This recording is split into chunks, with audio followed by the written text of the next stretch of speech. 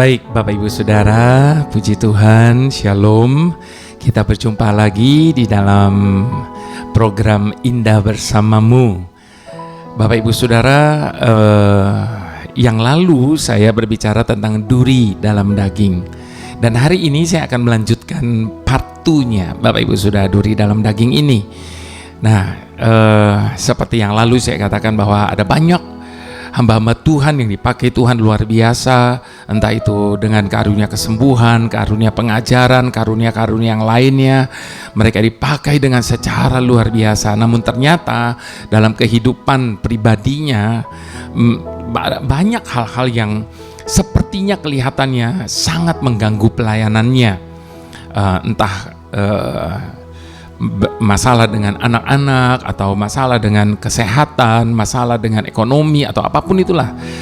Ada saja Bapak Ibu Saudara sesuatu yang mengganjal gitu, padahal pelayanannya begitu luar biasa dan sebagainya. Lalu apakah itu kesalahannya, apakah itu dosanya sehingga mereka bisa mengalami hal itu? Tentunya tidak Bapak Ibu Saudara, sebab dalam hidup ini ada kalanya Tuhan memang meletakkan duri dalam daging kita untuk menyadarkan setiap kita bahwa kita ini sebenarnya tidak mampu, tapi Tuhanlah yang memampukan setiap kita. Nah, kali ini saya akan berbicara tentang duri dalam daging dalam sudut yang lainnya Bapak Ibu Saudara. Nah, sebelumnya mari kita sama-sama bersatu hati, kita mau berdoa dalam nama Yesus. Bapak, terima kasih kalau saat ini kami sudah boleh kembali lagi mengikuti program Indah Bersamamu di konten ini. Kami percaya Tuhan, semua tidak ada yang kebetulan. Kalau kami boleh mendengar setiap firman, pesan yang disampaikan, pujian yang kami naikkan, biarlah itu menjadi sesuatu yang berarti dalam kehidupan kami, menjadi sebuah ungkapan kepercayaan dan komitmen kami di hadapan-Mu Bapa. Kami mau serahkan semuanya ke dalam tangan-Mu, biarlah Engkau saja Tuhan yang mengambil alih sepenuhnya segala sesuatu yang ada dalam hidup kami ini. Terima kasih Bapa, kami menyerahkan semuanya ke dalam tangan-Mu, jadilah pada kami hanya seperti yang Kau ingini. Terpujilah nama-Mu, haleluya, amin. Saya mau mengulang kembali beberapa ayat dari yang sebelumnya, yang terambil dari 2 Korintus 12 ayat yang ke-7 sampai ke-10 saja saya ulang ini Bapak Ibu Saudara. Di situ dikatakan, dan supaya aku jangan meninggikan diri karena pernyataan-pernyataan yang luar biasa itu, maka aku diberi suatu duri di dalam dagingku, yaitu seorang utusan iblis untuk menggocoh aku, supaya aku jangan meninggikan diri. Tentang hal itu aku sudah 3 kali berseru kepada Tuhan supaya utusan iblis itu mundur daripadaku. Tetapi jawab Tuhan kepadaku, cukuplah kasih karuniaku bagimu, sebab justru dalam kelemahanlah kuasaku menjadi sempurna. Sebab itu terlebih suka aku bermegah dalam kelemahanku, supaya kuasa Kristus pun turun menaungi aku. Karena itu aku senang dan rela di dalam kelemahan, di dalam siksaan, di dalam kesukaran, di dalam penganiayaan dan kesesakan oleh karena Kristus. Sebab jika aku lemah, maka aku kuat. Ayat yang ke-9 Bapak Ibu Saudara dikatakan tadi, sebab itu terlebih suka aku bermegah atas kelemahanku, supaya kuasa Kristus turun menaungi aku. Baru-baru ini Bapak Ibu Saudara, saya ada membaca sebuah berita di media sosial mengenai pengakuan mantan Presiden Amerika Serikat, George W. Bush. Di situ dia membuat sebuah pengakuan mengenai kebiasaan buruknya di masa lalu. Ternyata di masa lalunya Bapak Ibu Saudara, ia adalah seseorang yang gemar minum alkohol, sampai pernah suatu kali ia berada dalam keadaan yang benar-benar mabuk di hadapan seluruh keluarganya, mertuanya, bahkan sahabat-sahabat mertuanya. Dan sungguh sesuatu yang sangat memalukan terjadi. Di di hadapan banyak orang dan mereka menyaksikannya. Namun pada akhirnya ia belajar dengan keras bagaimana cara untuk menghentikan kebiasaan yang buruk itu, yaitu sebagai pecandu alkohol. Lalu dengan bimbingan dan dukungan dari istrinya dan support dari seluruh keluarganya, bahkan pendeta Billy Graham, akhirnya ia berhasil menghentikan kebiasaan buruknya itu. Bapak Ibu Saudara yang dikasihi Tuhan, kalau kita mau jujur, maka setiap orang tanpa terkecuali, setiap kita pasti memiliki kelemahan yang entah itu hanya merugikan diri kita sendiri atau bahkan yang bisa merugikan orang lain. Dalam pembacaan firman Tuhan saat ini, Paulus berkata bahwa ia memiliki sesuatu duri dalam daging, dan banyak orang menafsirkan itu sebagai penyakit yang ada dalam tubuhnya. Namun tidak ada yang tahu persis apa yang dimaksudkan duri dalam daging Paulus ini. Namun satu hal yang jelas, duri adalah gambaran kelemahan yang menghambat Paulus dalam pelayanannya. Seperti halnya Paulus, mungkin ada kelemahan yang kita punya saat ini. Dan mungkin sudah terlalu sering kita meminta kepada Tuhan untuk mengubah kondisi kita itu dengan caranya yang ajaib. Kita minta Tuhan menjadikan kita orang yang sabar secara instan, seperti yang kita inginkan. Namun justru seringkali saat kita meminta kesabaran dari Tuhan, maka setelah itu seolah-olah ada hal yang justru mendorong kita untuk menjadi tidak sabar.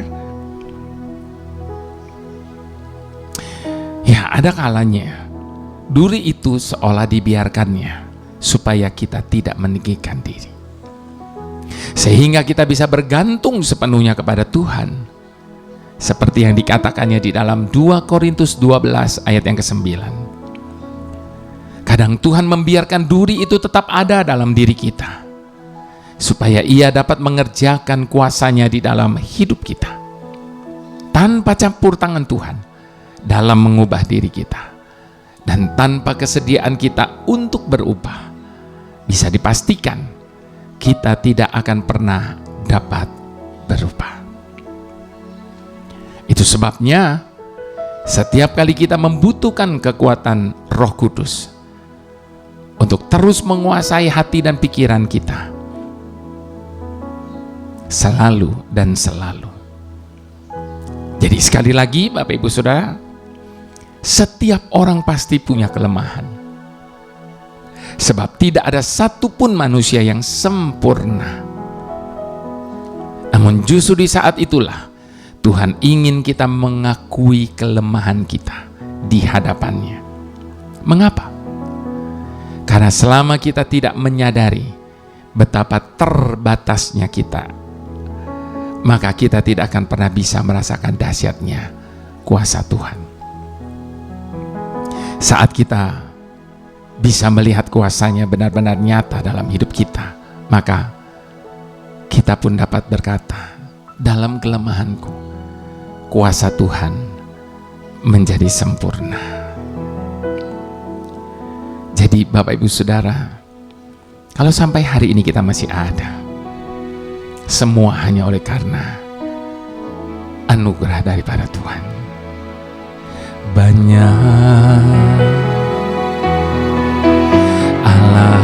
alasan bagimu untuk tak menyelamatkanku, namun kau tetap mencariku. Mudah apabila kau mau untuk meninggalkan diriku.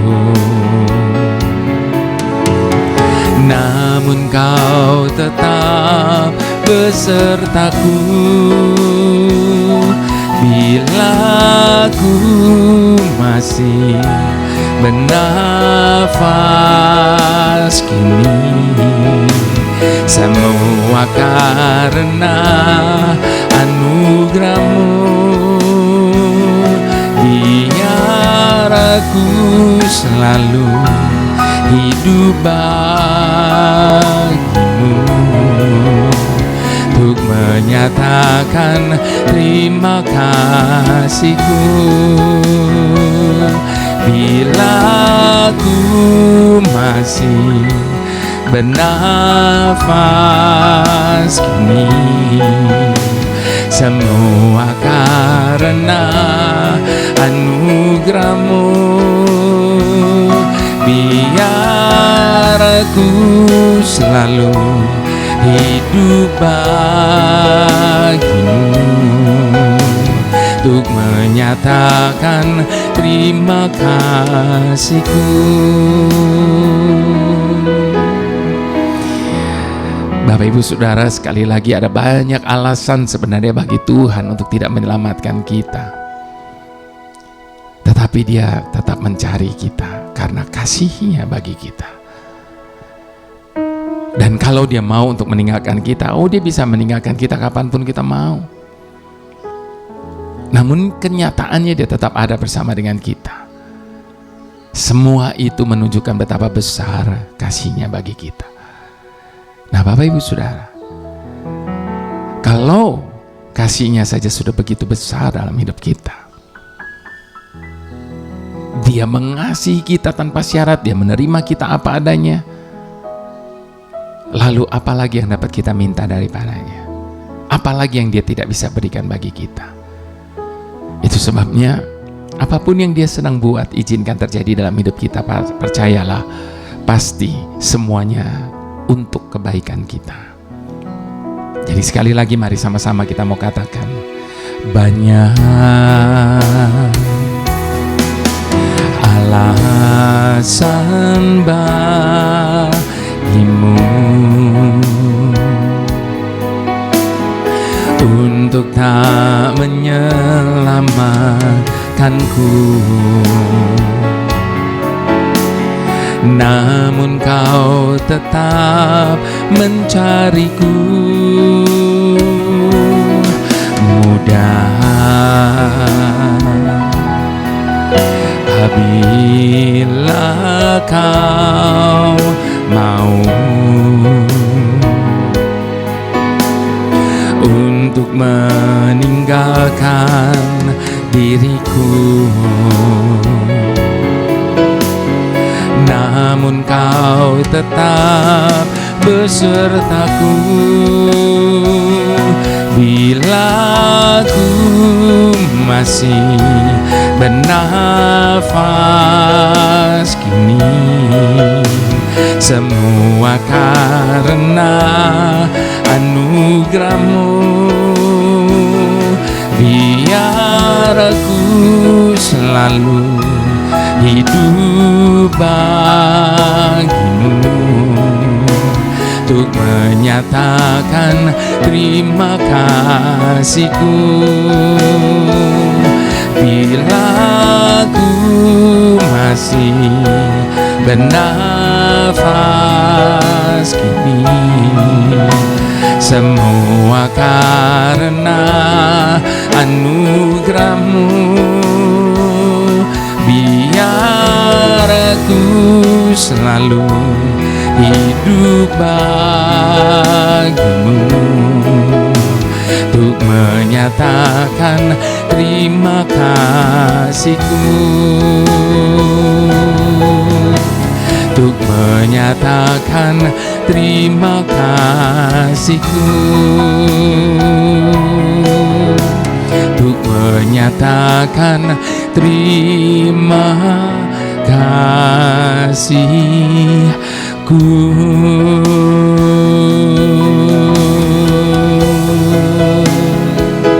Terima kasih Tuhan,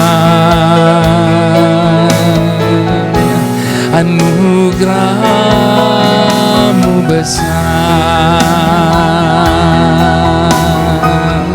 Terima kasih selamanya, tak pernah berubah kasih dan setiamu selamanya.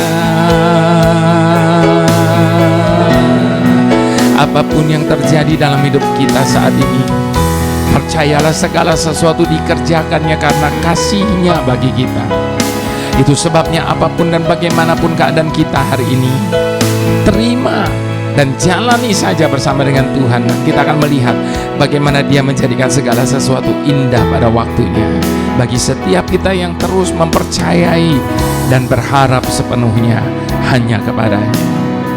Haleluya. Tuhan yang tidak pernah berbuat salah, maafkan kami.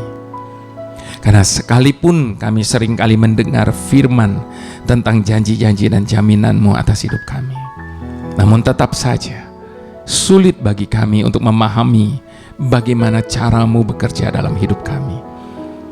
Ada terlalu banyak rahasiamu yang sulit untuk dijangkau dengan pikiran kami. Ada terlalu banyak caramu yang sulit untuk dapat kami pahami. Ada terlalu banyak rencanamu atas hidup kami yang tidak sejalan dengan harapan kami. Itu sebabnya seringkali kami merasa begitu kecewa dengan kenyataan yang sedang kami hadapi. Seringkali kami merasa begitu takut dan khawatir ketika harus menjalani kehidupan ini. Seringkali kami merasa seakan Engkau sedang berdiam diri, sementara kami sudah hampir tenggelam dalam samudera kehidupan ini.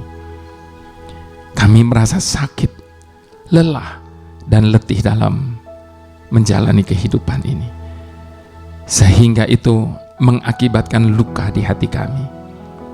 Tolong kami ya Tuhan, agar kami dapat bersikap sebagaimana Hana bersikap saat menghadapi kenyataan yang menyakitkan ini. Beri kami kekuatan untuk menghadapi dan menjalani kehidupan yang tidak mudah ini. Namun sekalipun tidak mudah, namun kami yakin asalkan bersama-Mu Tuhan, maka kami akan cakap menghadapi kenyataan apapun yang tengah ada dalam kehidupan kami ini. Haleluya Bapa, terpujilah nama-Mu. Mari semua kita yang setuju sama-sama katakan amin.